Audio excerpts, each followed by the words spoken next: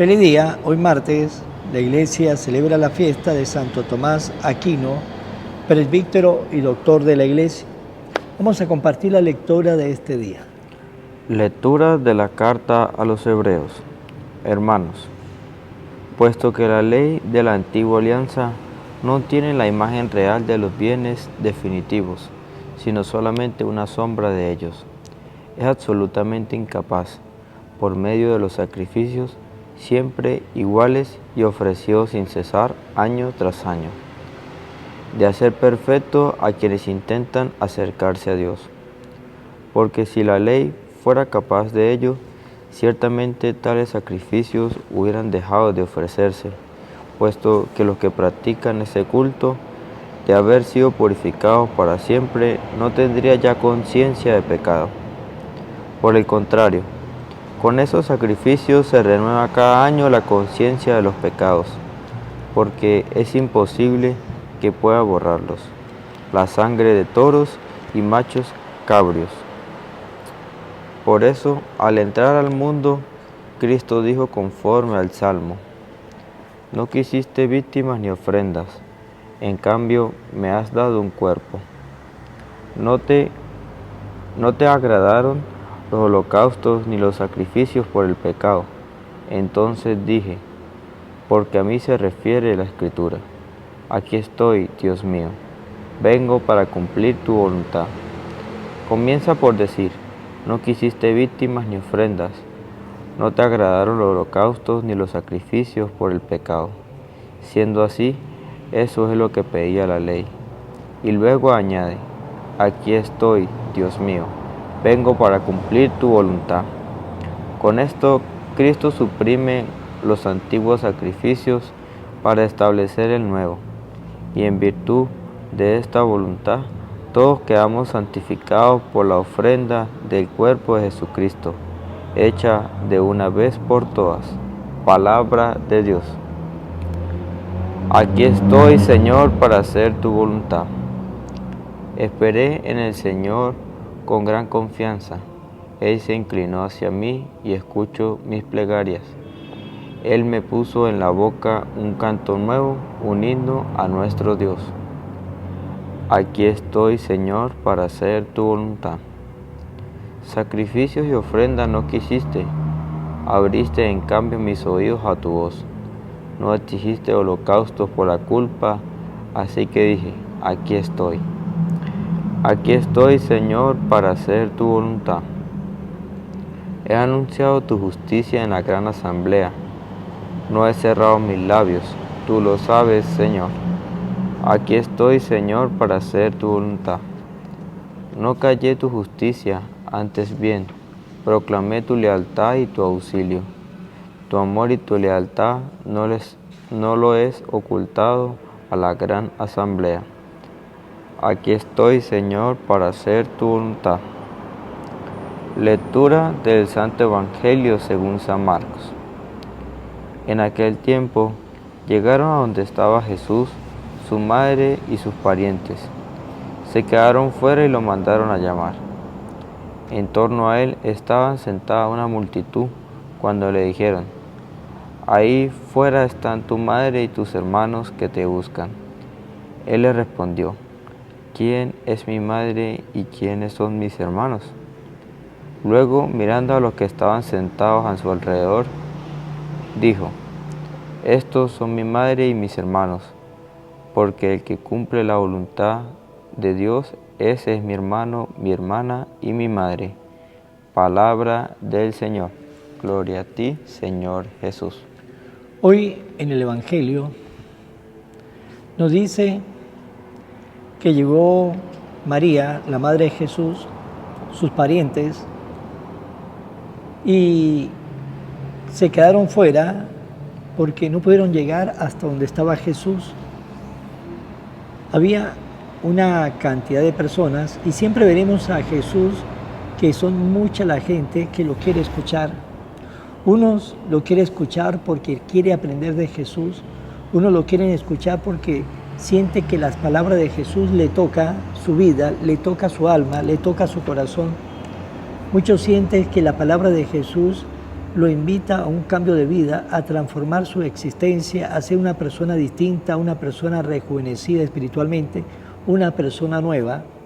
Por eso muchos querían escuchar a Jesús y otros, como ya sabemos, lo de siempre, los fariseos, los escribas, de vez en cuando los saduceos, pues querían escuchar a Jesús para saber qué era lo que iba a decir, para ver de qué manera podían agarrar a Jesús, a ver de qué manera, con las mismas palabras de Jesús, le pudiera hacer daño ellos a Jesús con sus palabras, pero nunca pudieron tomar las palabras de Jesús para dañar a Jesús. ¿Por qué? Porque la palabra de Jesús nunca daña, todo lo contrario, la palabra de Jesús edifica, construye, cambia, es palabra de vida. Y los fariseos y los escribas pues iban no a aprender, no a llenarse de la palabra de Jesús, sino a mirar qué criticar, cómo señalar, cómo condenar, cómo juzgar. Por lo tanto, ellos se acercaban a Jesús con una postura que era nada dispuesta para recibir a Jesús. Por eso nos tenemos que preguntar ustedes y yo primero, ¿de qué manera nos acercamos a Jesús? ¿Cuál es nuestra manera de acercarnos a Jesús? ¿Cuál es nuestra postura cuando nos acercamos a Jesús? Nos acercamos para escuchar, para meditar, para aprender de Jesús, lo que Él nos enseñó, para aprender de la vida de Jesús. Si así nos acercamos, tengan la seguridad que en nuestra vida habrá un cambio. Pero si nos acercamos a Jesús de una manera donde no estamos bien dispuestos, donde no escuchamos, donde no queremos meditar, donde no queremos aprender, donde las palabras de Jesús pasan por nuestra cara, pero no se estaciona en nuestra vida, pues tenemos la misma actitud de los fariseos y de los escribas. Simplemente la palabra de Dios no nos tocará nuestro corazón porque no tenemos un corazón bien dispuesto a Jesús. Y luego vemos otra idea, la segunda idea. Nos dice que llegaron María, llegaron sus parientes, pero había una multitud que no dejaban de que ellos llegasen a donde estaba Jesús. Alguien de la multitud le dijo, ahí fuera está tu madre, tus hermanos, que te buscan. Y no olvidar que Jesús no tuvo hermanos, solamente a su madre María, pero en los idiomas que fue escrito la Biblia, hebreo, griego, en el idioma que habló Jesús, que fue el arameo, no había una palabra que hablase de primos hermanos. Por lo tanto, todos los que venían de un mismo abuelo se llamaban hermanos entre sí, no porque fuese hermano de sangre, sino que venía de un mismo abuelo. Pues bien, cuando aquel hombre, aquel que se le acercó, que no sabemos quién es, y le dijo, ahí afuera está tu madre, tus hermanos, que te buscan, Jesús respondió de una manera que fue esta: ¿quién es mi madre? ¿Quiénes son mis hermanos?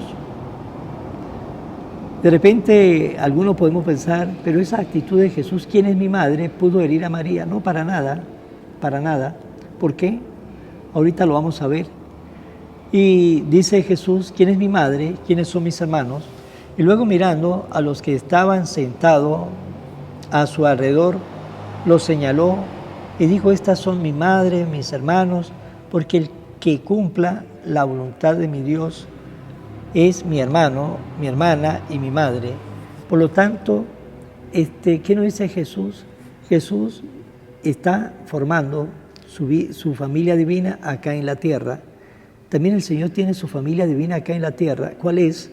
Aquellos hombres y mujeres que escuchan la palabra de Dios, acepta la palabra de Dios, medita la palabra de Dios, practica la palabra de Dios, pone en práctica la palabra de Dios y desde la palabra de Dios hace vida, su existencia, y desde la palabra de Dios pues comienza a enfocarse y ayudar al prójimo porque sabe que la palabra de Dios nos invita a amar al prójimo como a sí mismo.